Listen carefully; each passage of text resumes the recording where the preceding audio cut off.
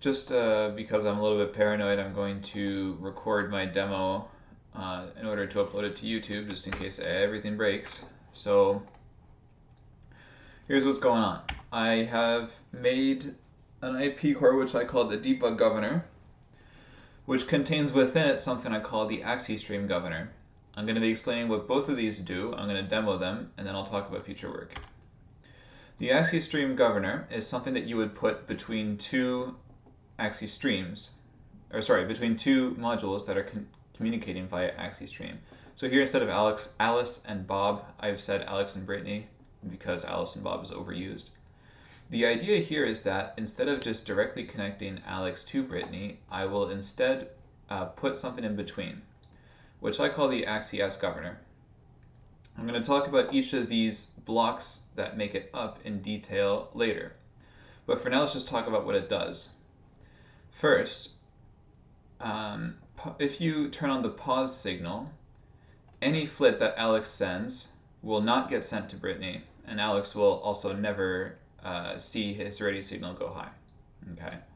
When you're logging, the flits that are sent from Alex are only sent if both Brittany and the log output are ready for them. When the drop-in signal is high, any flit that Alex sends will be dropped, unsurprisingly, but logging can still continue. That's important. And finally, injected flits preempt whatever Alex is sending. Okay, so let's talk about in more detail about what all of this does. Basically, the pause block, I'm going to jump back and forth here. This pause block is implemented with these gates. I'm going to jump again. This drop block is implemented with these gates. Okay. Basically, the idea here is if pause is high, it will force Brittany valid to be low, and it will force Alex ready to be low. So no matter what happens, no flit will ever be sent. On the other hand, if drop is high, then Brittany.valid is always low, right? Because ANDing with not 1, or in other words, ANDing with 0, makes 0. But if drop is high, then Alex ready is always high. So when Alex is valid, he always thinks the flit is being sent, but Brittany never sees any valid flits. This talks about the injection.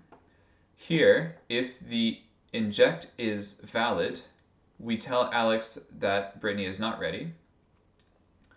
But we tell Brittany that her incoming data is valid if either Alex is valid or the inject is valid. Finally, logging is the most complicated of all. First, I want to point out that I have taken the drop-in logic and I have put it here, except I've inverted the drop signal here to, instead of being a drop, to make it a enable. So notice here that the bubble on the AND gate has gone away, but I've added a bubble on the OR gate. This is the real log output, but when the login is not turned on, then it's basically we're saying that we're dropping all the logs. So now just think of the log as being here. Basically, the idea here is that Alex is only ready if both Brittany and the log are ready. But Brittany only sees a valid flit if Alex is valid and the log is ready. That's a little bit subtle. It basically, and by the way, likewise, the log only sees a flit as valid if Alex is valid and if Brittany is ready. So that is to prevent accidentally copying flits and to prevent combinational loops between valid and ready. I'm not going to go into more detail than that because I'm going to show you a live simulation of these circuits. So, for example, if pause is 0, Alex is valid, then Brittany is valid. And if Brittany is ready, then Alex is ready. And both of them agree, as usual, when flits are being sent. But if pause is 1, then even if both of them are valid and ready, nothing gets sent. Likewise for drop, if drop is not turned on, we have your usual Asciiflow behavior. But if we turn on drop, Brittany.valid is never high, no matter what happens. But Alex.ready is always high, no matter what happens. So Alex always thinks flits are sent, Brittany never thinks flits are sent. Inject is fairly simple. If inject valid is not high, then again we have the usual Asciistream behavior, okay? Where if Brittany is ready, Alex is ready, and if Alex is valid, Brittany is valid. But if inject is valid, well, even if Alex is valid, it doesn't make a difference to Brittany because the inject is valid. And if Brittany is ready, Alex is not ready. Okay, so now if I play with inject valid, we can see that that's controlling Alex ready. Okay. Lastly, we have logging. Again, this is the most complicated. If the logging is not enabled, then we have the usual Asciistream semantics, where if Alex is valid, Brittany is valid, and if Brittany is ready, Alex is ready. But now if we turn on logging, both the log and Alex have to be ready before Alex thinks that he can send anything. So here, if I just look at Alex ready here, if I only turn on Brittany, then Alex doesn't think anything is happening. If I only turn on the log, Alex doesn't think anything is happening. I have to turn them both on before Alex thinks anything is happening. And by the way, if you look at Brittany valid, she doesn't think the flit is valid if the log is not ready. So this prevents accidentally copying a flit. And likewise for log valid and Brittany ready. That's all I'm going to say about that, because now I'm going to move on to this, which combines all of the circuits together as explained earlier. And so this is an older simulation where I used master and slave instead of Alex and Brittany. But for example, if I turn on, so if pausing is turned off, if dropping is turned off, if the inject is not valid, and here this is before I changed it to a log enable. So here I'm going to drop the log. Essentially, this means I am not logging. Okay. Well, if Alex is valid, then Brittany is valid, and if Brittany is ready, then Alex is ready. Okay. So it's the regular Asciistream semantics. Here's something interesting.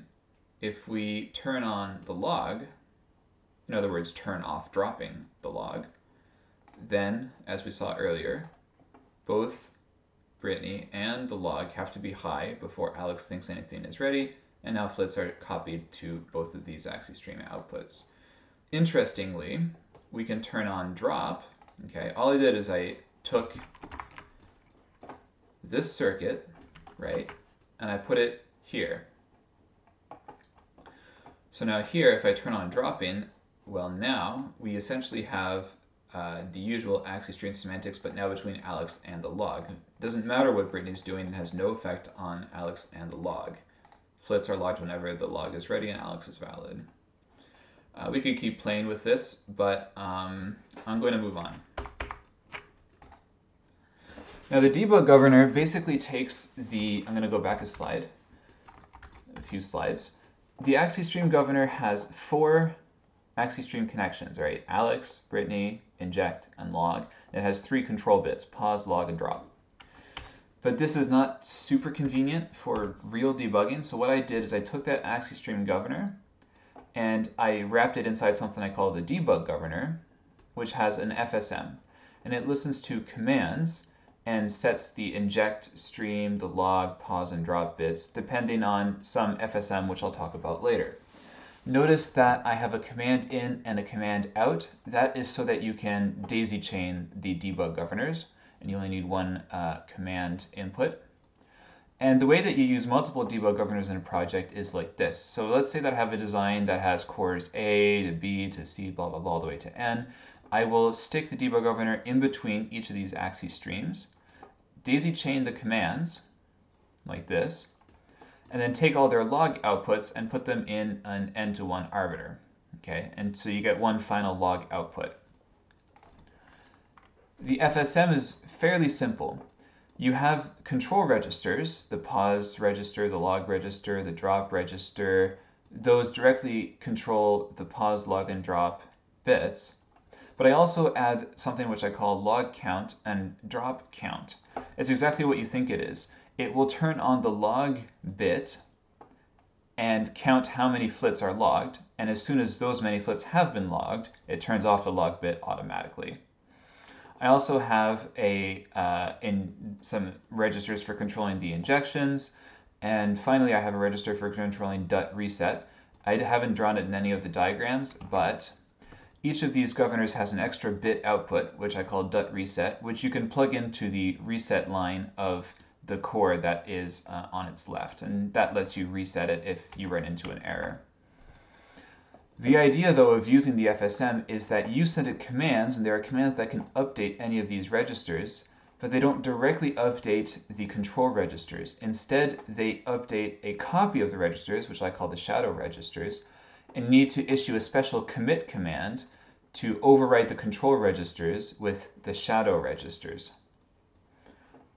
Okay, now I'm going to show a little tickle script that I wrote, which allows you to, it makes it a little bit easier to add the debug governors into Vivado. So basically, let's say that I made this design, okay? This is just some random thing I threw together. It's not a real project, but it does work on real projects. So here, let's say, yeah, I'm worried about this Axie stream. I think there could be a bug here. Okay. Oh, and yeah, these ones too. I'm also worried that there could be a bug on these. Okay, fine. So what you do is you highlight them, and then you run this tickle command, which I have packaged along with my IP cores, called add debug core to highlighted. And it's a little bit hard to see because it added so many things, but let me refresh here. Now, instead of this input Axie stream going directly to the first data FIFO, it now passes through this governor. Okay. Likewise, the output of this data FIFO, okay, goes into the next governor. So it passes through into the Axie stream switch. The Axie stream switch output passes through the last governor, then goes to the last data FIFO over to the output. Now notice that all of the commands were daisy chained, except for the input command, which you need to hook up to your source of input commands. This script does not assume how you're feeding these commands in. And finally, all of the log outputs of the debug governors have been automatically added into this generated n-to-1 arbiter tree. And finally, I'm not going to talk about why this is here, but you have to take the output of the tree and pass it through this unconcat block. But anyway, this Axie stream port is your final log output. This Axie stream port is your command input. Those are the only two Axie stream ports you need to control all the governors in an FPGA. And you may be thinking, oh yeah, super handy, but you know, what if I need to edit this design? Well, now all these governors are here. All right, no problem. You just run this delete all debug cores command. It even leaves your lines highlighted, so now you can make, you know, oh, and you know, I don't need this data FIFO anymore. I can just connect that like that. Okay, great, I'm done making my changes, and then I can just do add debug core to highlighted again. Whoops, I need to hit enter. There you go. Everything's fine. Okay, let me just undo this because I have to do an honest-to-God demo later today. Yeah, I guess you can see this now. I'm undoing this because I have to undo it before the demo I have to do over a Zoom call later. Oh, I want to delete all debug cores. Yeah. And I'm going to put this here. And actually, I think I'll unhighlight them so I can do the demo as usual. But anyway, as you can see, the scripts work properly and allow you to undo the whole thing instead of having to undo each step. That's all I'm going to say about that.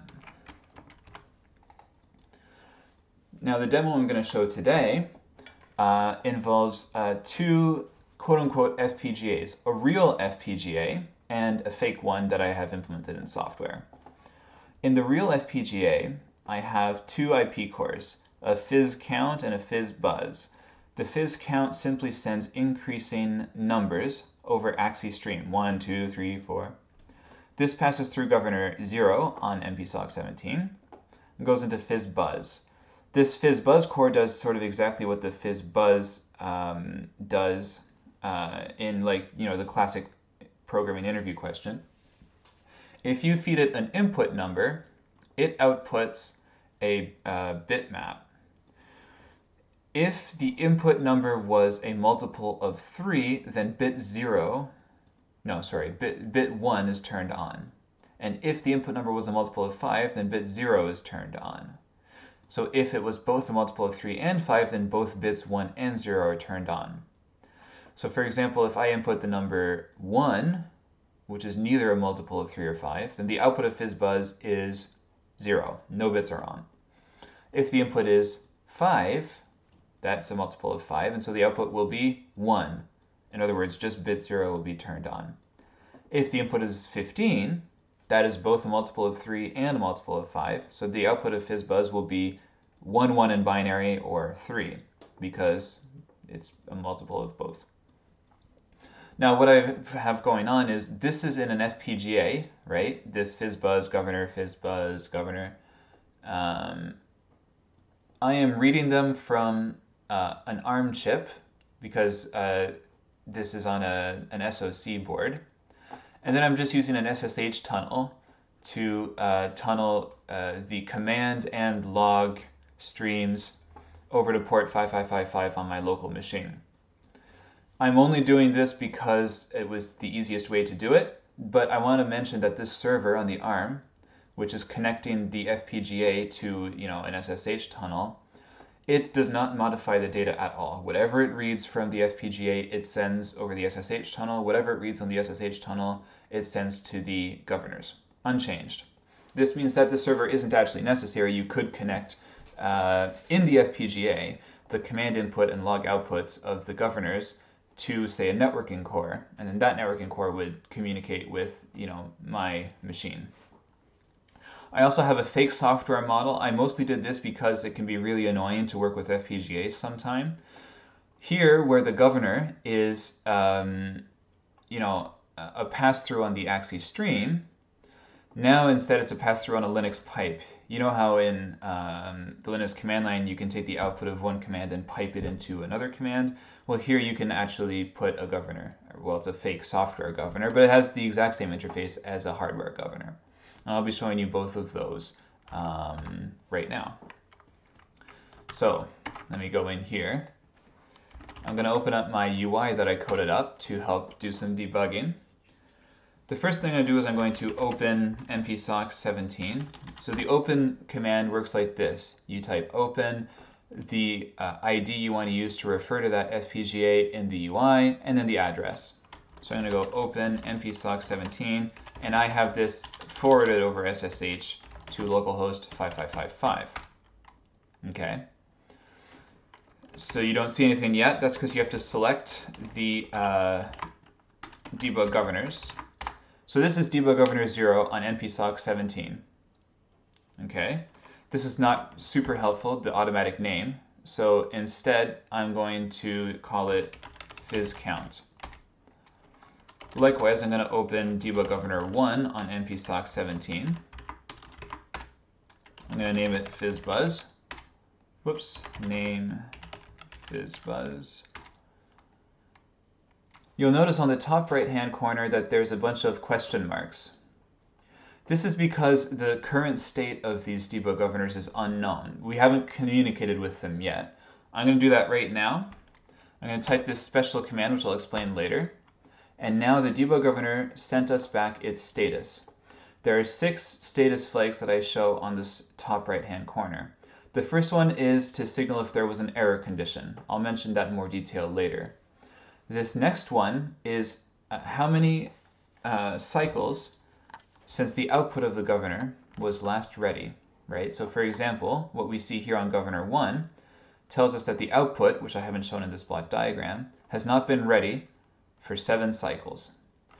I should mention also that this count is saturating. It doesn't go above 7. Okay, and then basically the next 4 flags are if we're pausing, logging, dropping, or injecting. Okay, I'm also going to run that special command on FizzCount. We see the same thing.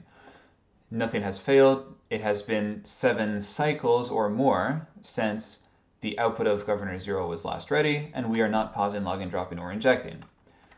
It should make sense that it hasn't been ready for 7 cycles or more because this FizzBuzz is just simply, it reads from one Axie stream and writes to another. So if its output is not ready, then its input is not ready either. Okay, fine.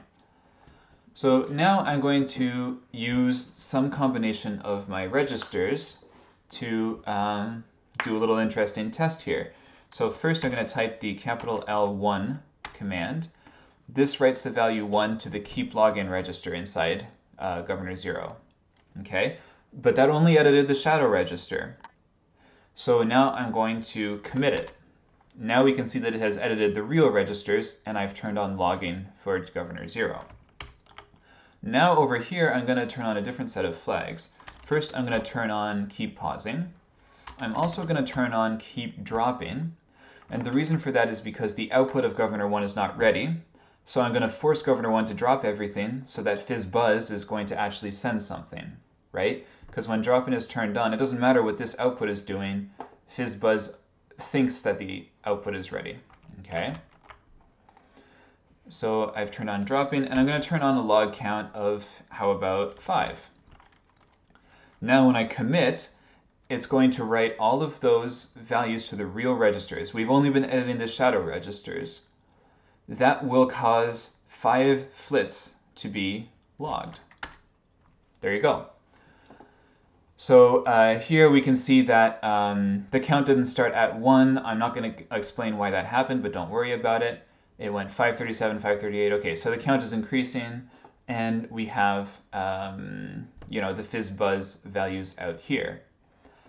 Now, for reasons I'm not going to get into, this line of the output, although it was logged on the same cycle as this line of the fizz count logs, there's actually a problem. I coded up this FizzBuzz in HLS, and although it is pipelined, it has a pipeline depth of 22 or something like that. So actually there's a lag of 22 or 23 cycles between whatever is logged here and whatever is logged here.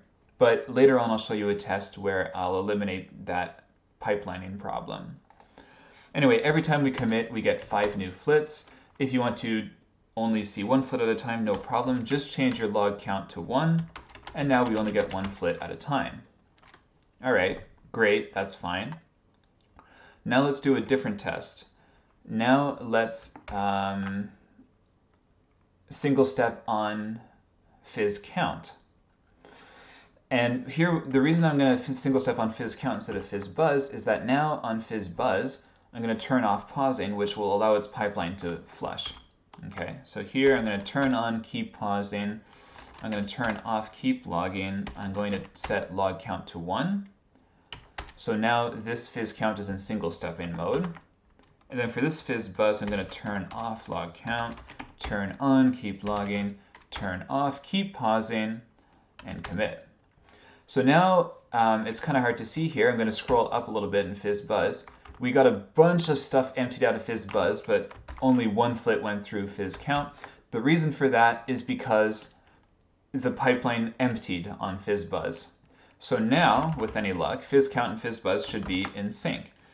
If I commit 559, 559 is not a multiple of 5, it's not a multiple of 3, and the output of FizzBuzz was indeed 0. Let's do another single step. 560 is a multiple of 5, but it's not a multiple of 3, so the output of FizzBuzz is 1. This all makes perfect sense. Next, I'm going to show injecting. So here, I'm going to turn off the log count so that we don't allow the counts to mess with our injection. Okay, so now I've committed those values to the real registers, and now as you can see, oh, by the way, I forgot to mention, notice that this ready count has dropped to 0. That should make perfect sense because this FizzBuzz is able to run at full speed because I've turned on dropping. I forgot to mention that earlier. Okay, so now here I'm going to set the injection data to say 42. Okay, and I'm also going to set the injection valid to 1. Again, that only edited the shadow registers. We have to commit before anything's going to happen. 42 is a multiple of 3, but it's not a multiple of 5. So once I commit this, we get 2 come out of FizzBuzz. Makes perfect sense. We also got this V indicator to tell us that in our shadow registers, inject valid is on.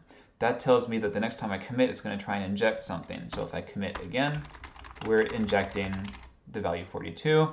We can change that data to, for example, 15. And now we get a bunch of 3s coming out of FizzBuzz. I'm going to now turn off injections, and I'm going to turn off pausing, and I'm going to turn on logging. And now if I commit that, both of them go through, at full speed. We can turn on pausing to stop them. Well, that's all I have to say about that.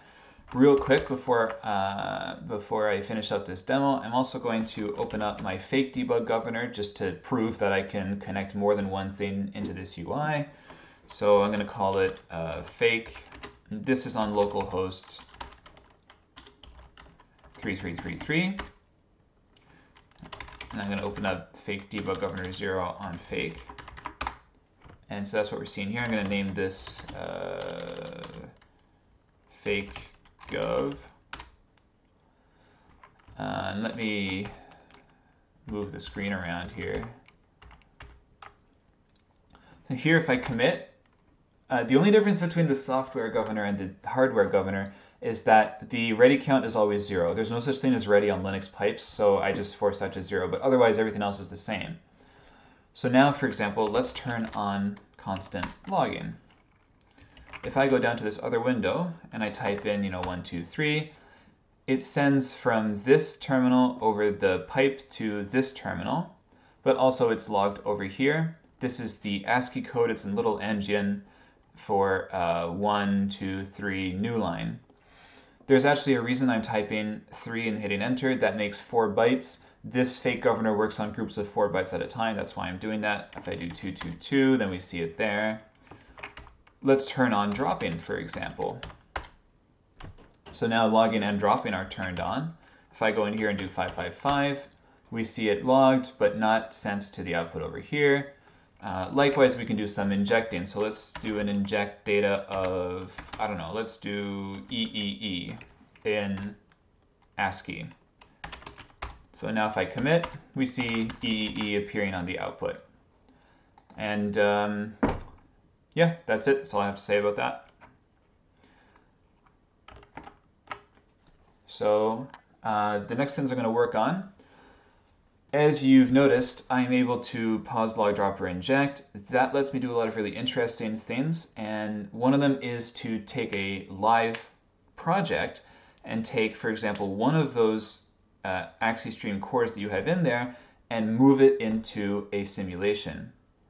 So basically the way that would work is, for example, let's say I wanted to simulate FizzBuzz. I will drop everything being sent to FizzBuzz and instead log it. And then run that through a Verilog simulator, and then the output, I will inject it. I will inject it on Governor 0. On Governor 1. So in a sense, I am bypassing FizzBuzz and computing its outputs with Verilog simulation. I happen to be almost finished that, but it's not finished for today. If I have extra time, right now you can only inject one flit at a time. It's not that complicated to buffer several injected flits for something a little bit more cycle accurate. I'm not planning to do that anytime soon, but I might. And then some other important additions that could be done, but which I'm not planning to do before I graduate. There is a way to reduce and remove, or maybe remove the artificial back pressure when you're logging. The way to do that would be to run the debug cores at twice the clock rate. I'm not going to get into that. Right now there's a limitation that within one project all your debug governors have to have the same data width and have to be on the same clock domain. Again, this is not extremely complicated to fix, but it's not something I'm planning to do anytime soon. Finally, it would be nice if the UI had like a scripting language to let you do some very interesting things, like run Python scripts to automatically look for a pattern or whatever. That's it. This is just a recording, so I'm not going to take questions, obviously. I just want to mention that I drew all my block diagrams with Asciiflow and converted them into the nice images in this presentation with DITAA. I drew, simulated, and rendered my circuit diagrams with Logisim. And here are my GitHub links to the relevant Verilog code and UI code. Okay, that's it for this recording. I'm going to upload that and then do the real meeting that I have to do. And how long did that take? 30 minutes? That's not bad.